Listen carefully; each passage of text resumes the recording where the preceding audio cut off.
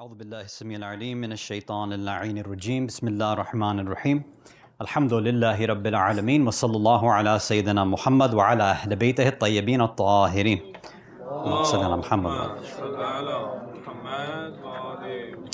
Assalamu alaikum rahmatullahi wa barakatuh. Alhamdulillah, nice to see all of you again.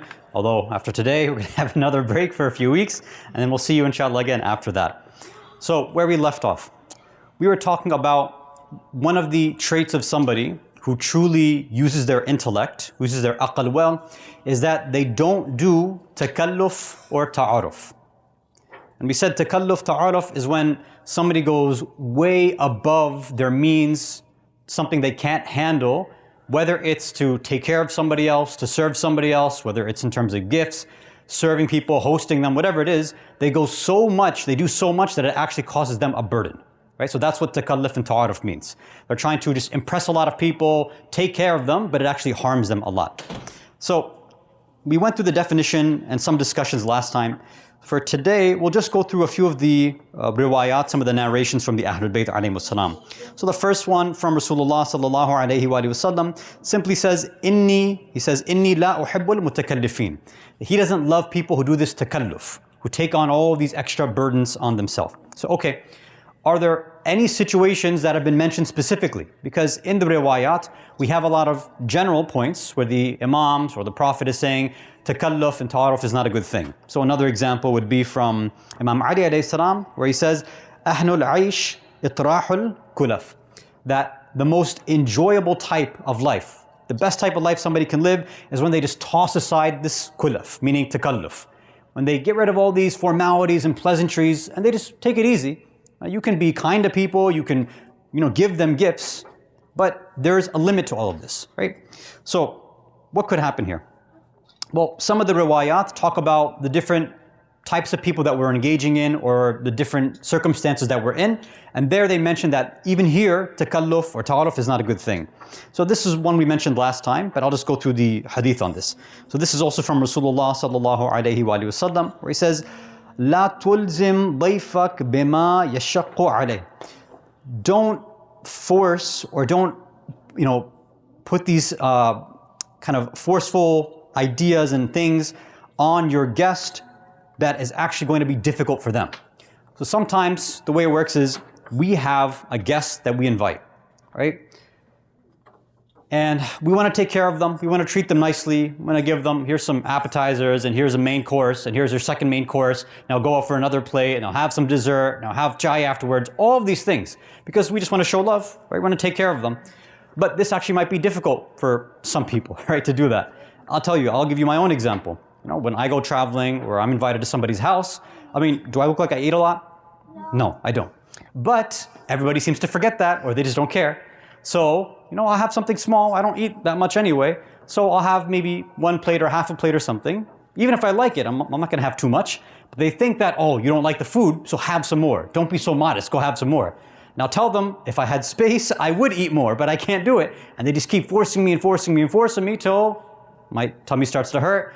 And then when I have to speak, when I was a kid, some of the speakers that would come to our centers, I guess they would eat a lot before their speeches, so when they would get on the minbar and get ready to speak, I would see them trying to hold their burps back, right? They'd be like this before they were trying to say something. It would cause them gas, right? You're not supposed to eat like that. And sometimes they couldn't hold it in and actually let it out, which was pretty funny. Inshallah, hopefully I don't do anything like that. I'm glad that lunch is after salah. And then the other side of it, Rasulullah says, Naha 'an al-takalluf lid-dayf. So, there's two different sides of this. You're the host or you're the guest. So me, if I'm hosting somebody, right, I don't want to force them to do things that it's out of the ordinary for them, right? It's not normal. You can go a little bit above and beyond, that's fine, but I don't want to force them to do something that's really going to bother them. And the same way, if I am a guest at somebody's house too, I don't want to overburden them either, making lots of different requests. Maybe there's certain kinds of food that I like. I like my coffee a very specific way. And sometimes it happens where I'll go to somebody's house and they have, I don't want to mention names, but the style of coffee they might have is tastes like mud. It's pretty gross, right? So I can't tell them, no, I need this fancy latte and I need it done like this. So I'll just take whatever it is and I don't want to burden them with more than they can handle. Okay. Now what about gifts? Right? The whole idea of a gift is you want to show somebody love. You want to give them something, you know, they're going to spend out of your own pocket and give them something nice. So what does Rasulullah say here? He says that if you're really trying to do kirama and honor and show your love for somebody, for one of your fellow brothers or sisters, what you should do first and foremost is if they give you a gift, you accept it. Right? Whatever they give you, you accept. Right? Sometimes we get something, maybe you have a birthday party, and I'm not going to say whether this is a great idea or a bad idea in case some of you do it, but this is probably why we should maybe rethink opening gifts in front of everybody, right? Especially if we can't control our reactions. You know, I know some people, I used to do that when I was younger too, right? We have a birthday party, all the gifts are there, and you start opening up everything. The stuff that you love, you start reacting to, like, oh, this is awesome, thank you so much, who gave this to me? And you're happy. And then you get something that you're like, oh, some socks. Oh, you don't know how to react, right? Although I love socks, by the way, just to let you know. So you can get me socks. I do love socks. Yes, we all need new socks. Okay. So whatever they give you, just accept and say, Alhamdulillah, thank you, right? So if you open it up in front of everybody, you might send the wrong message.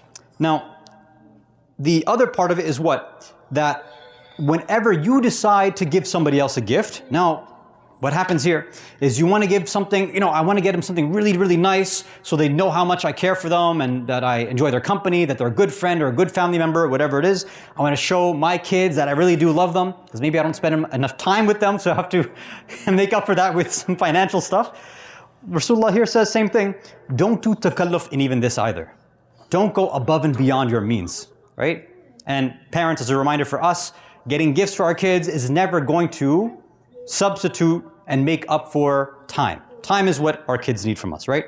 So for gifts, be moderate in how you give, but always accept what people are giving us. Recite a salawat ala Muhammad wa ala Muhammad.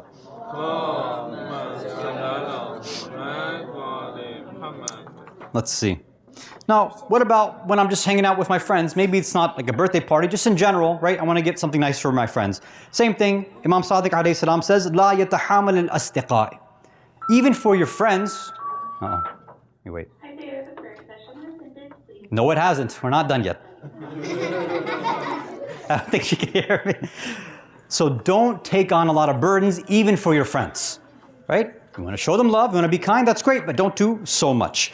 Now, let's see. Okay. Now, are there any exceptions to this? Let's say, okay, maybe for our parents or for our kids, we can get them nice things, but we don't go overboard. We don't burden ourselves. Fine. For general people, we don't do that. If there was going to be one person or one category of people that we would really want to go overboard for, who do you think it would be? Family. I just said no to that. Not to that. You would think so, but no, not even for them. For Allah, well, we can't really give Him gifts, but you're on the right track. The needy, it seems like that would be accurate too. But there are some riwayat that we have to be careful of how we give to them as well. When we get to that section, inshallah, in this book, they talk about if you give too much charity sometimes, it gets them to be used to it, and then they stop trying to go after their own work sometimes too. So there even is in moderation in the type of charity and how we give that. But when we get to that section, we'll discuss that, but that's a good one too. Who do you think? Teacher. Yes, there is a special place for teachers, but they're still included in this too, that we can't go above and beyond for them. Who are the greatest people that we want to shower gifts for and take care of? Especially if they were to come back because... The prophets and imams, thank you very much, right? If the imam were to come back, huh? Yes. Yeah, that's cheating, I guess, technically, right? It's not fair. If this was a Jeopardy question, then people would be screaming at me right now, right? So for the imam, inshallah, when the imam returns, when he comes, let's say we have a chance to invite him to our house, or we have a chance to meet him and we want to bring him a gift. Wouldn't we probably empty our bank accounts and give him whatever he wanted, like go above and beyond? I'm sure we would do that. But in fact, the imam said we don't like those things. We don't like when you do that for us. So let me share this last hadith and we'll end. So the imam said it like this. This is from, again, Imam Sadiq alayhi salam. He says, the most burdensome companion, the person that bothers me the most and is most difficult for me, is somebody that does takalluf for me. Somebody that burdens themselves on my behalf. And what the imam says, I actually keep myself and I protect myself from them. I actually don't hang around a lot with them because they do this. It seems strange, right? Like, doesn't the imam, wouldn't he be okay with us just giving all these gifts? The imam says, no, that's actually burdensome for me. I don't like that. And he says the other way is that the person that is the easiest for me, that I prefer to be around the most, is somebody where he says, Man akunu ma'ahum kama akunu wahdi. That's somebody, whenever they're with me, it's as if I'm by myself. Meaning the same way that the Imam likes to live his lifestyle, when he's with his companions and his friends, they're keeping that same lifestyle. So if the Imam likes to eat simple foods, not too many different kinds, doesn't like to go overboard, do you think the Imam would like if somebody said, here's a giant buffet for you? No, probably not. Okay. A buffet, what? A buffet, yeah. You thought I said something else? Oh, buffet. Yes. So, maybe we would enjoy certain things, but the Imam's not going to enjoy that. The Imam has this disconnect from reality, from materialism, from the dunya. He doesn't want all this stuff piled onto him. There's a few other exceptions mentioned, but I think we'll save this for the next session we have, inshallah. Allah gives us the tawfiq.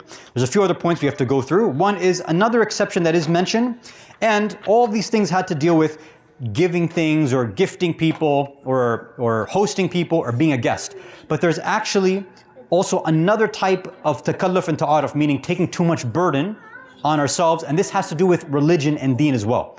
Sometimes we can go overboard with being quote-unquote religious. So inshallah, if we have time, in the next session, we'll discuss that. Walhamdulillahi Rabbil Alameen, wa sallallahu ala Sayyidina Muhammad wa ala ahli baytihi tayyibin at-tahirin.